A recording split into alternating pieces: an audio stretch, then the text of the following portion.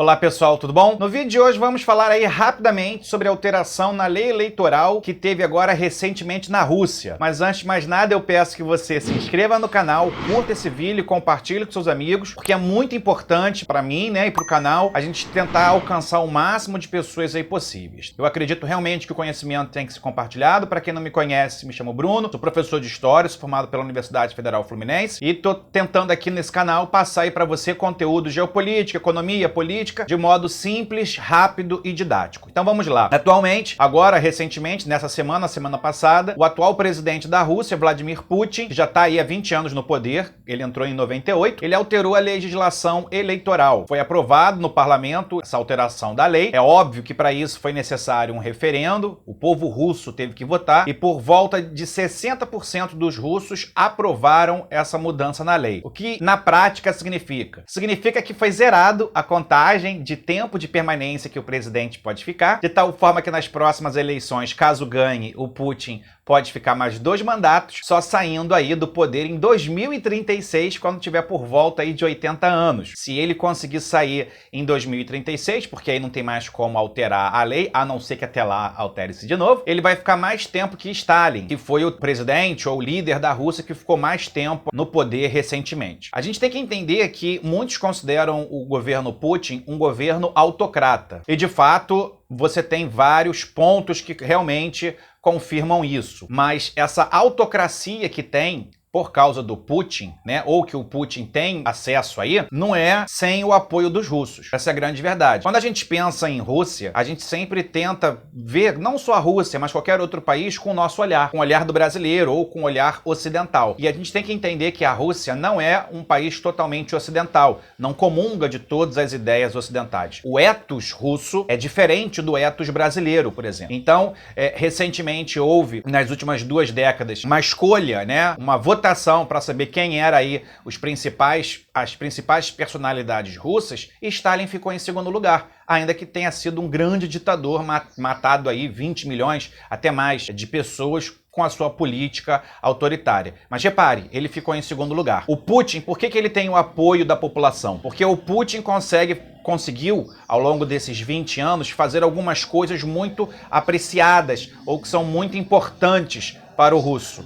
O Putin conseguiu fazer algumas coisas que são muito caras para o povo russo. Primeira coisa que a gente tem que entender é a história recente da Rússia. Quando eu digo recente, bem recente, tá? Em 91 acabou a União Soviética e aí o Estado russo foi desmantelado e os russos ficaram mais empobrecidos. Não havia um orgulho de ser russo. E durante o governo de Boris Yeltsin, que foi esse governo de transição, houve aí um desmembramento das estatais russas, vendidas aí para grandes empresários russos que acabaram criando um grande oligopólio, os famosos oligarcas russos. E o Putin já disse em suas memórias, há várias entrevistas que você pode encontrar, onde ele diz e afirma que o grande mal do século XX, na visão dele, foi a dissolução da União Soviética. Então, a primeira coisa que ele faz quando chega ao poder é trazer de volta esse patriotismo russo. Como que ele faz isso? Primeira coisa que ele fez lá em 98 foi a Segunda Guerra da Chechênia. A Chechênia é uma região autônoma da Rússia, de maioria islâmica, e durante o governo de Boris Yeltsin, o exército russo tomou um piau. Há um atentado terrorista feito na Rússia, em Moscou, para ser mais preciso, e o governo vai culpar aí terroristas chechenos. Os opositores de Putin dizem que foi ele que criou, foi o próprio Estado russo que fez aí esse atentado para poder justificar uma invasão à Chechênia. Uma vez que tenha sido aí invadida a Chechênia, o exército russo conseguiu acabar com esses terroristas, ou ditos terroristas, com essa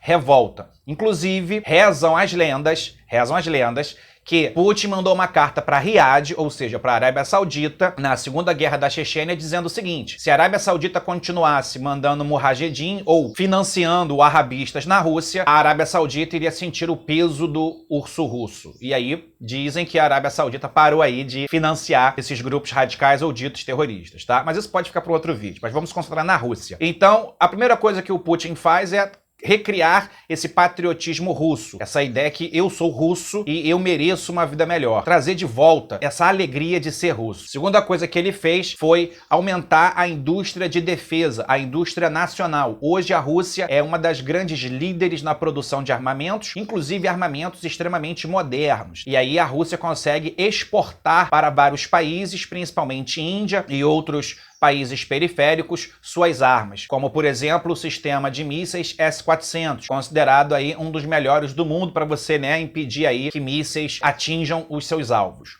Você tem o novo tanque Armata, você tem novos foguetes e por aí vai. Outra coisa que o Putin fez, mas foi trazer de volta, além desse patriotismo russo, essa ideia que se eu sou russo, eu sou unido com a Igreja Ortodoxa. É inegável que a Igreja Ortodoxa ela tem um peso muito grande na história russa. Não tem como você desassociar a nacionalidade e a identidade russa da Igreja Ortodoxa, porque isso não é de hoje. Isso vem desde a Idade Média, desde lá do Principado de Kiev, passando aí pelo Principado Moscovita, depois com a criação aí do czarismo. Então a Igreja russa, a Igreja Ortodoxa, ela é entremeada com o Estado. Ainda que durante o período da União Soviética você tivesse um governo ateu e não laico, não houve como acabar com a Igreja Ortodoxa. E durante o período do Putin, a Igreja Ortodoxa vai vir para o governo. E essa união vai dar muito certo, porque aí o povo russo vai se sentir prestigiado. Putin já deixou bem claro que a Rússia não precisa das minorias. As minorias é que precisam da Rússia. E já disse várias vezes em discursos que se você é uma minoria na Rússia, você tem que se sujeitar ou você tem que respeitar o ethos russo, a mentalidade do russo, e não o típico russo que tem que te proteger como minoria. Então, esse é um motivo também que faz com que ele tenha apoio da população, porque o típico russo concorda com Putin, concorda com um Estado forte, concorda com o nacionalismo russo, concorda que homossexuais não possam se casar. Você tem uma oposição ao Putin? Sim, tem. Você tem manifestações contra ele, mas ainda é uma minoria. Boa parte do russo concorda com ele, e por isso que aprovaram agora essa lei. Ele não obrigou os russos a aceitarem essa mudança na lei eleitoral. Ele fez a lei, jogou para o povo e o povo decidiu, ok, concordamos com você. Por quê? Porque nesse pacote não estava só o reset, né, reinício da contagem para o presidente. Também tinha aí, por exemplo, a questão de você aumentar o salário mínimo, o valor das aposentadorias, e esse aumento do salário mínimo e das aposentadorias em relação à inflação. Então entenda que ele, quando faz essa mudança na lei, ele dá um pacotão. E nesse pacotão tem, olha, eu vou aumentar seu poder de compra, eu vou te dar coisas como um grande czar que eu sou, ou um autocrata, e em troca eu posso ficar mais tempo no poder. Bruno, o Putin não vai conseguir se eleger? Eu acho muito difícil. Primeiro que a oposição russa ela é muito fraca, até porque Putin desbaratou essa oposição, e segundo que ele tem sim o aval do povo russo. E é isso que eu quero que você entenda. Por mais que para nós brasileiros seja diferente, ele tem apoio da população. Para você ter uma ideia, se você procurar agora no YouTube, tem uma música, uma música russa, que passou na MTV da Rússia e ficou nas paradas de sucesso durante vários anos, que é A Man Like Putin. Tem um videoclipe da MTV onde duas cantoras fazem um clipe e nesse clipe elas querem um homem que seja como Putin. Então é isso, o povo russo gosta do cara.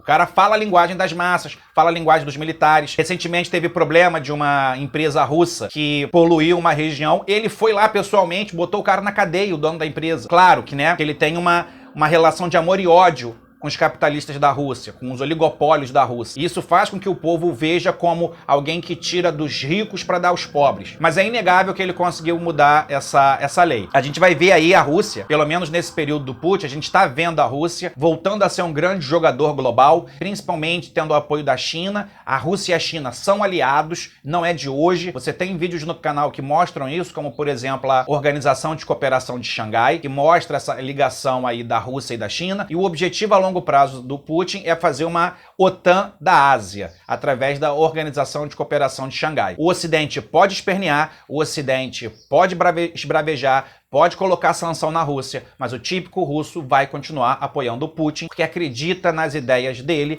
e ele fala aquilo que os russos querem ouvir. Qualquer dúvida, você deixa nos comentários. Um grande beijo e até a próxima.